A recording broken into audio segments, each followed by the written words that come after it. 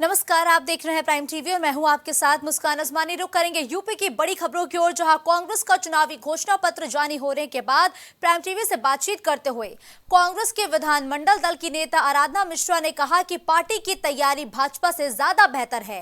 वहीं अमेठी से रॉबर्ट वाड्रा के चुनाव लड़ने के सवाल पर उन्होंने क्या कुछ कहा है, चलिए वो आपको सुनाते हैं।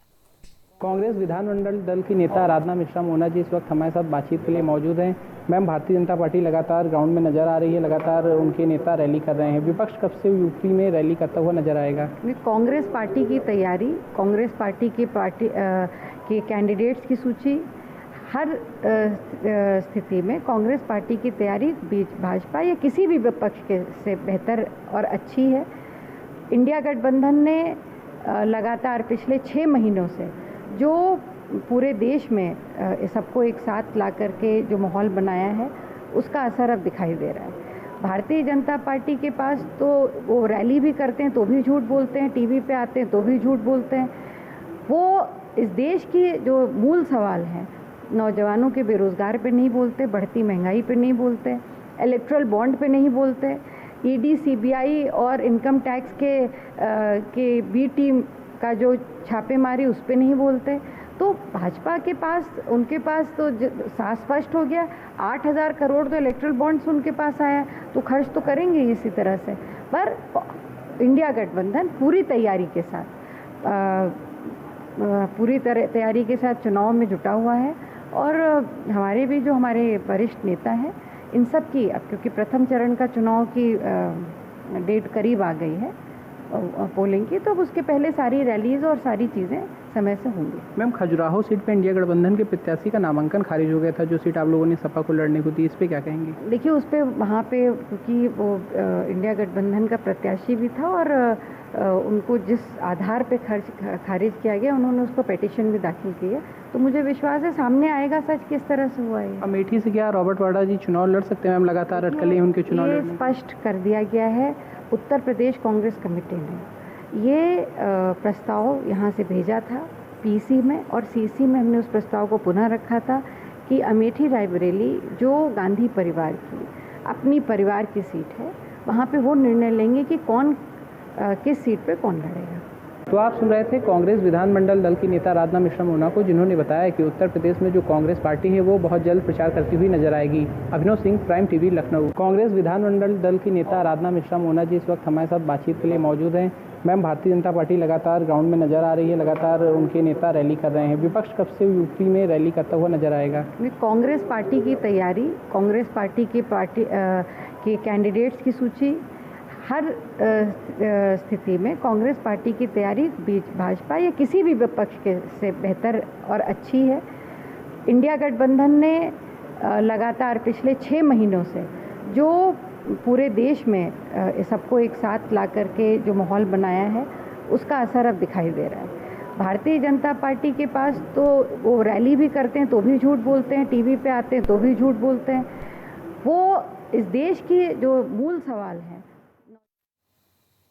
ऑल इंडिया मुस्लिम जमात के राष्ट्रीय अध्यक्ष मौलाना मुफ्ती शहाबुद्दीन रजवी बरेलवी ने सुप्रीम कोर्ट द्वारा मदरसों के संबंध किए जाने फैसले का स्वागत किया है और उन्होंने कहा कि यह ऐतिहासिक फैसला है। हम सुप्रीम कोर्ट के फैसले का स्वागत करते हैं और साथ ही ये भी कहा कि यूपी के मुख्यमंत्री योगी आदित्यनाथ को मदरसों के संबंध में बेहतर किरदार अदा करना चाहिए था।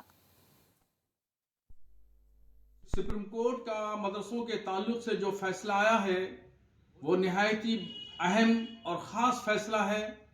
मैं तहे दिल से इस फैसले का इस्तकबाल करता हूं, स्वागत करता हूं। दरअसल हाई कोर्ट के फैसले के बाद हजारों मदरसों और लाखों बच्चों के मुस्तकबिल का फैसला कर पाना बड़ा मुश्किल हो गया था और इनका मुस्तकबिल, भविष्य अंधकार में चला गया था। चूंकि हाई कोर्ट ने मदरसा एजुकेशन एक्ट 2004 को गैर कानूनी, गैर आईनी करार दे दिया था।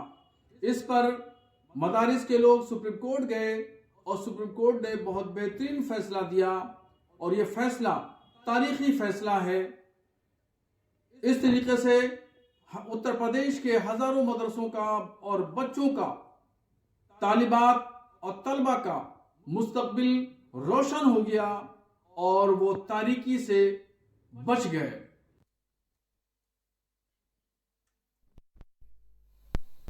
काशी विश्वनाथ ट्रस्ट के फेसबुक पेज को शनिवार को शरारती तत्वों ने हैक कर लिया। होम पेज पर अश्लील फोटो भी लगा दी। वहीं इसकी जानकारी काशी विश्वनाथ ट्रस्ट को हुई तो हड़कंप मच गया। आनन फानन में फेसबुक अकाउंट को रिकवर करने की कोशिश शुरू हुई। साइबर सेल को उसकी सूचना दी गई। कई घंटे की मशक्कत के बाद पेज को रिकवर भी कर लिया गया और काशी विश्वनाथ ट्रस्ट प्रशासन ने इस मामले में विज्ञप्ति जारी कर खेद भी व्यक्त किया है। वहीं मंदिर प्रशासन ने इस मामले की शिकायत साइबर सेल में भी की है।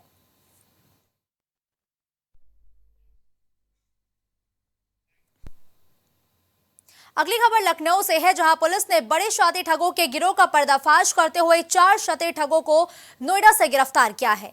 बता दें कि ये ठग इंश्योरेंस पॉलिसी में ज्यादा रिटर्न देने के नाम पर ठगी करते थे, जिन्हें वजीरगंज पुलिस और साइबर क्राइम की टीम ने नोएडा से गिरफ्तार कर वो उन्हें लखनऊ लेकर पहुंची है।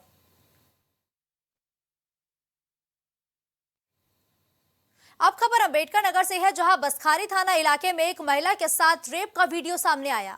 बताया जा रहा है कि महिला मानसिक रूप से विक्षिप्त है। वहीं वीडियो वायरल होने के बाद पुलिस ने मामले को संज्ञान में लेकर आरोपी के खिलाफ मुकदमा दर्ज कर उसे गिरफ्तार भी कर लिया है।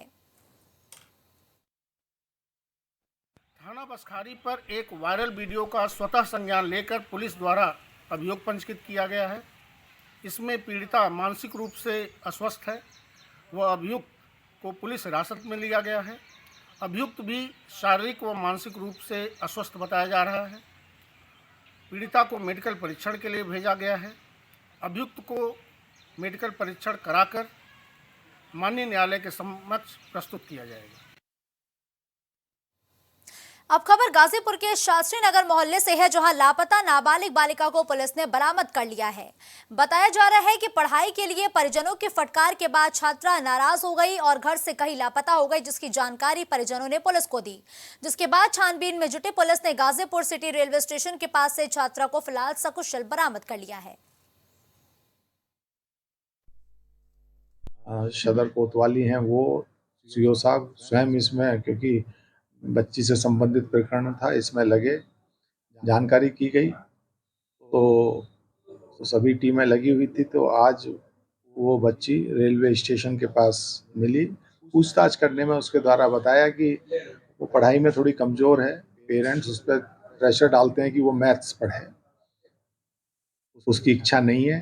उसी से नाराज़ होकर वो परसों चली गई थी और अभी तक यही संज्ञान में आया है, क्योंकि इसमें सुसंगत धाराओं में मुकदमा लिखा हुआ है।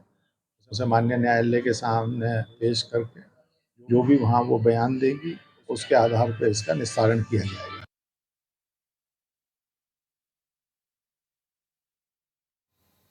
अब रुक करेंगे अगली खबर का, जहां खबर गाजीपुर से है, जहां जमानिया थाना पुलिस ने हेरोइन की तस्करी करने वाले 4 तस्करों को गिरफ्तार किया है। पुलिस ने तस्करों से 2 करोड़ की हेरोइन बरामद की है। पकड़े गए तस्कर नागालैंड से हेरोइन लाकर पूर्वांचल में सप्लाई करते थे।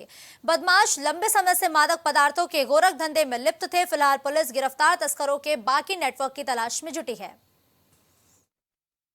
2 संदिग्ध पकड़े गए। जब उनकी तलाशी ली गई तो उनके पास से लगभग 1 किलो 140 ग्राम मादक पदार्थ मिले। एक मोटरसाइकिल पे ये लोग आ रहे थे। पूछताछ करने पे पता चला, अभी पिछले दिनों भी एक गैंग आप लोगों को विदित होगा भेजा गया था। इस पर लगातार सर्विलांस के माध्यम से हमारी टीमें लगी हुई हैं, क्योंकि गाजीपुर इसके लिए पहले से भी थोड़ा कुख्यात रहा है मादक पदार्थों की तस्करी के लिए। अभी कुछ दिन पहले ही मूल रूप से जमनिया का रहने वाला एक रामानंद यादव है, जो नागालैंड में इसी अवैध गतिविधियों को करते हुए नागालैंड पुलिस ने जेल भेजा था।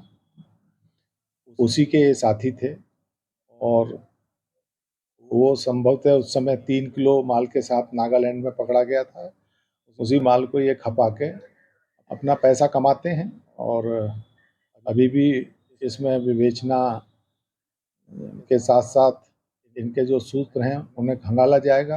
हो सकता है आगे चल के कोई और बड़ी उपलब्धि मिले। अब खबर कौशांबी के महेवा घाट थाना क्षेत्र से है, जहां पुलिस की सतर्कता के चलते गैर प्रांत से तस्करी कर कौशांबी में बिक्री करने वाले 2 गांजा तस्कर को गिरफ्तार किया है। पुलिस ने इन गांजा तस्करों के पास से लाखों की कीमत का 33 किलो गांजा बरामद किया है। वहीं पुलिस ने मामला दर्ज कर सभी आरोपियों को जेल भेज दिया है। देखिए, आगामी लोकसभा चुनाव के दृष्टिगत श्रीमान पुलिस अधीक्षक महोदय के निर्देशन में पुलिस द्वारा लगातार संदिग्ध व्यक्ति और वाहनों की चेकिंग की जा रही है। इसी क्रम में थाना महेवा घाट पुलिस और एसओजी के द्वारा 2 लोगों को हिरासत में लिया गया है, जिनके पास से 33 किलो 500 ग्राम अवैध मादक पदार्थ बरामद हुआ है और उनको गिरफ्तार करके उनके खिलाफ आवश्यक विधिक कार्रवाई की जा रही है। खबरों का सिलसिला यूं ही जारी रहेगा। देश और दुनिया की बड़ी खबरों के लिए आप देखते रहिए प्राइम टीवी।